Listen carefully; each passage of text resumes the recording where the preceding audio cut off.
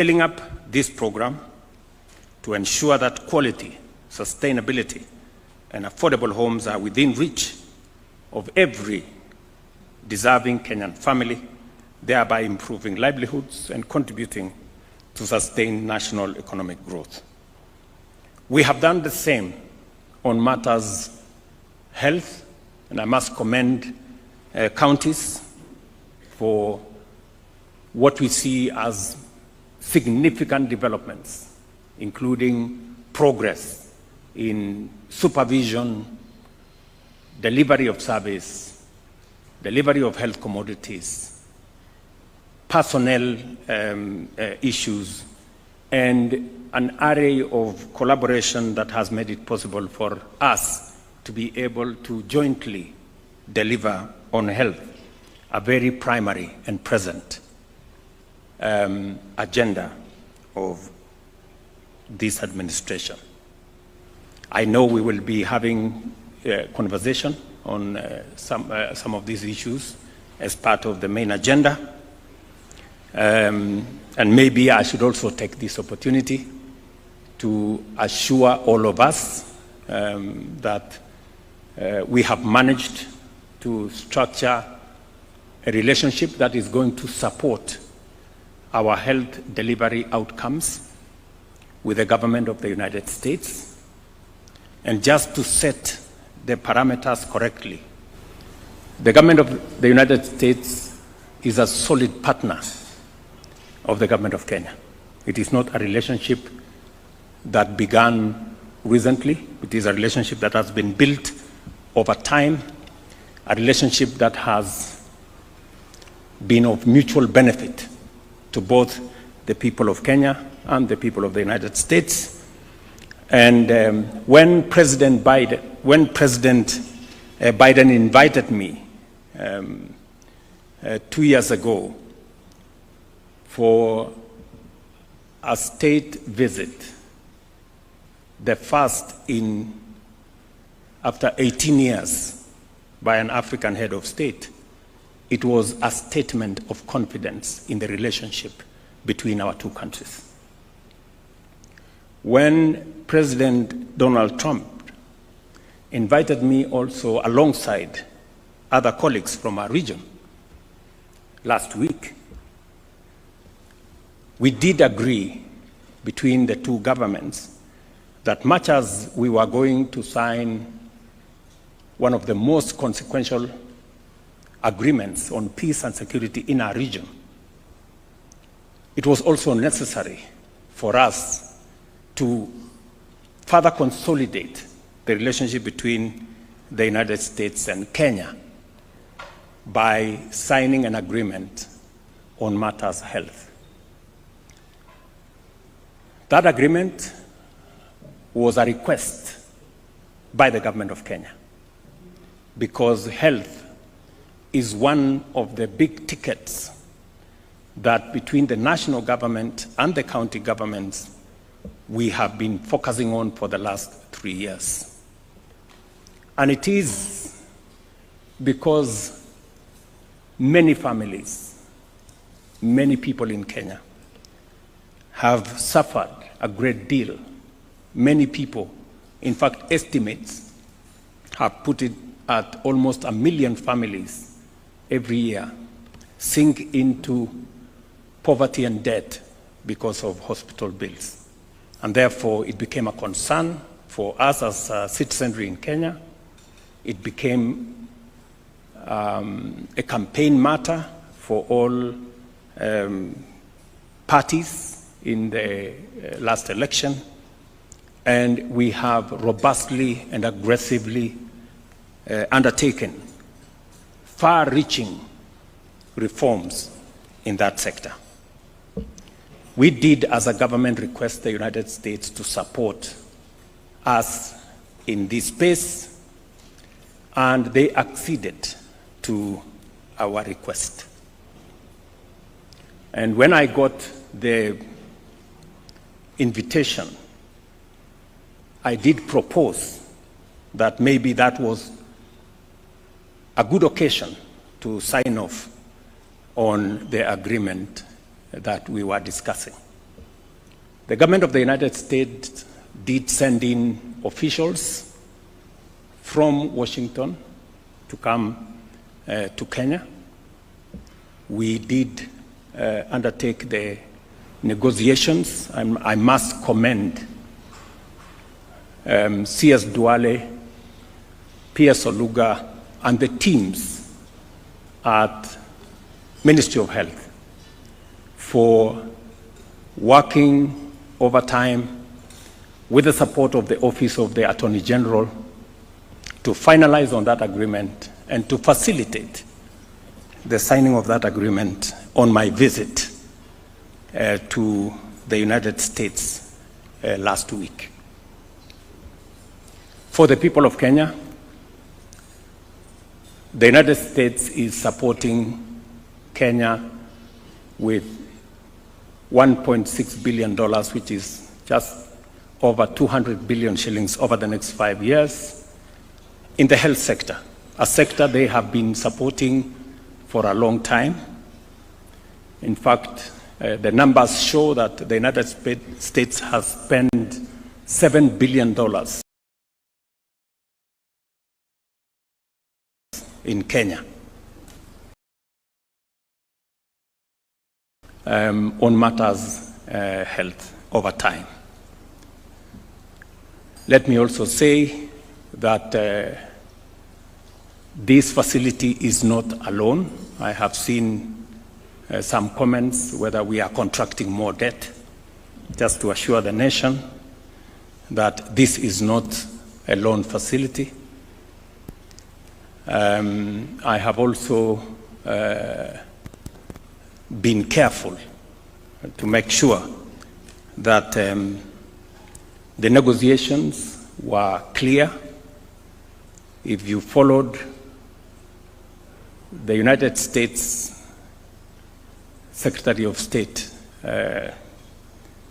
Marco Rubio, did state clearly that we have working institutions in Kenya. We did not become the first country to sign an agreement on health with the United States by default. We became the first country by design because we have the requisite institutions and we have the requisite human capital with the capacity to undertake any negotiation. I want to remind us, and I have said this before, and I will repeat it again, we have one of the best human capital anywhere in the world. We have simply the best human capital anywhere in the world. And therefore, the professionals we have at the Ministry of Health, the public officials and professionals we have at the Attorney General's office are as good, if not better, than those from anywhere in the world. And therefore, I am confident that whatever it is that we undertake, we are guided first and foremost by the interest of the people of Kenya.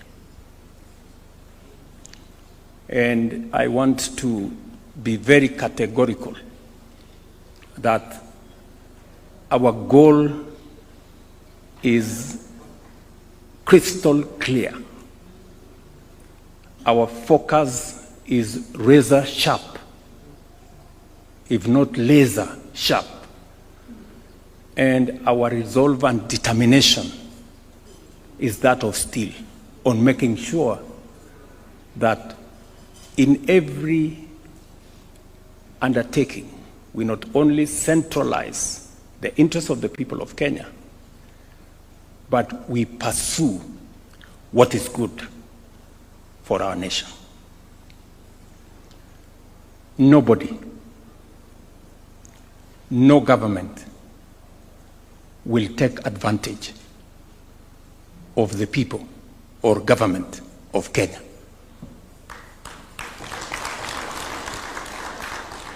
Let me repeat that again. Nobody and no government will take advantage of the people of Kenya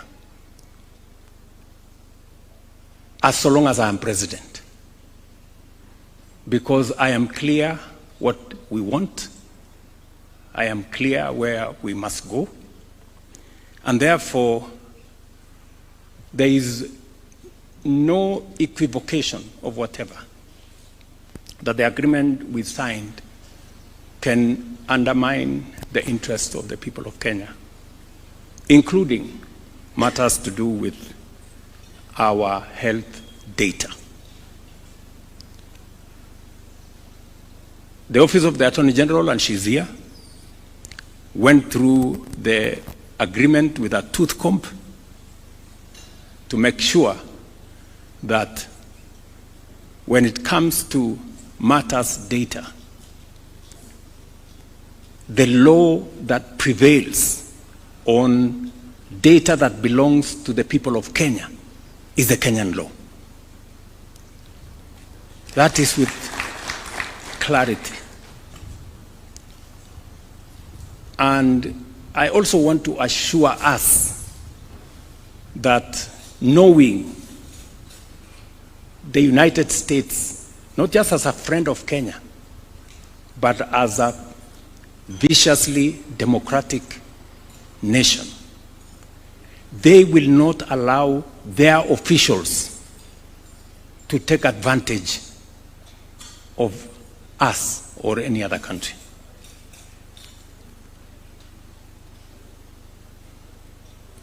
They will not. But that's not enough. Much as they will not allow their own officials to take advantage of others, we will not allow ourselves to be taken advantage of by anybody. Even if there was an opportunity for anybody to take advantage of us, we will not allow it. So, I just want to, because I know health is actually a shared responsibility in some way between the national and the county governments, and the resources that we have sought to assist us in this sector. The government of the United States themselves, they made a decision that they don't want to give their money to NGOs. They want to give their money to government. It is not our decision. It is their decision. So if anybody is annoyed in between here, they should take their anger to another place. They should not bring it to us. You know, I know there are entities that have been benefiting from these resources, you know, and as a result, they are sponsoring all manner of stories around.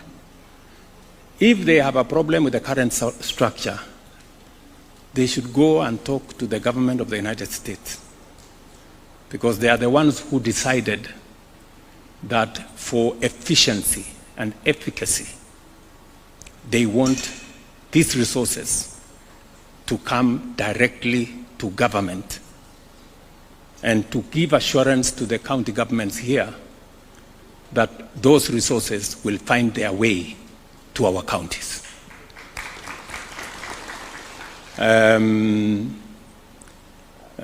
It is not me who said, it is the government of the United States that they did not want to continue funding the NGO industry. It is them who said. So, tafadhalini, please. Kama kuna mtu amekasirika kwa sababu, you know, walikuwa wanatengeneza pesa, sijui wako na maofisi kubwa kubwa, naendesha gari kubwa. Sasa mnatuuliza nini? So I just wanted to clarify that particular point so that we are clear. And let me say this finally, that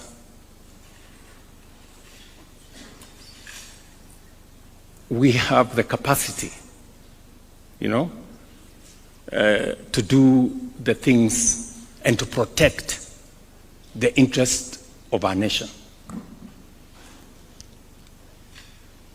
This agreement, when officials from the US flew in, they spent time with our officials, very professional people, and they were amazed at the capacity that Kenya has.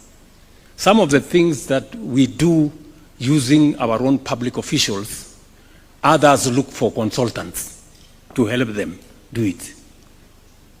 We don't need consultants because we have a human capital that has the capacity to do this. I wish we could believe in ourselves more than we are doing.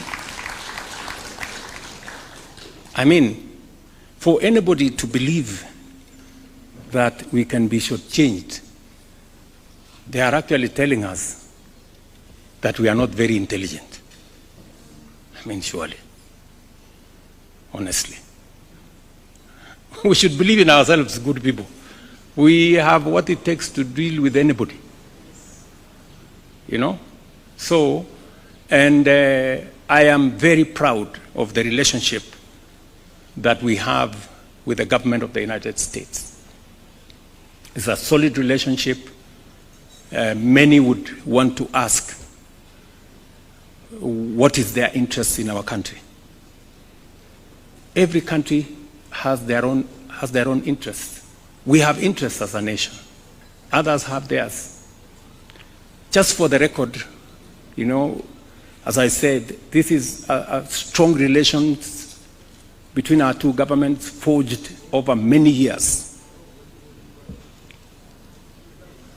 Today, the United States is the largest contributor to our tourism. In fact,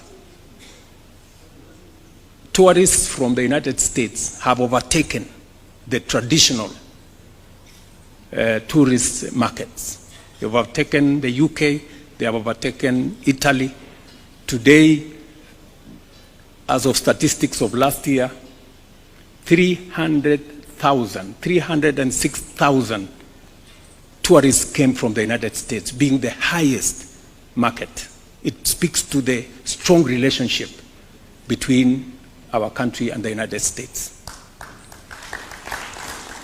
If you go to the Nairobi Securities Exchange, the largest investors in our bonds and securities and shares at the Nairobi Securities Exchange are from the United States. And so that it doesn't surprise you, we might actually be the first country to conclude a bilateral trade agreement with the United States. Again. Forget about what we have already done on health. We might be the first ones to also complete our bilateral trade agreement with the US. When I was there, I did meet with the US trade representative. I have sent CS Lee Kinyanjui here twice to the United States. Why? Because the United States is an important market for us. We sell close to $800 million of goods to the United States. In fact, it is among the markets that we have kind of a balanced trade. And I have the undertaking of the US government that within early January, we will be the first country to conclude a bilateral trade agreement, even as we negotiate on the AGOA issues. So, these things we are not doing is not a game of guesswork. It is not trial and error. It is intentional. It is deliberate. And it is because we are focused on what we want for our country. I just thought I should make, because I'm speaking to leaders from across the nation here, so that you can for a moment believe in yourselves. We can for a moment be positive about our country.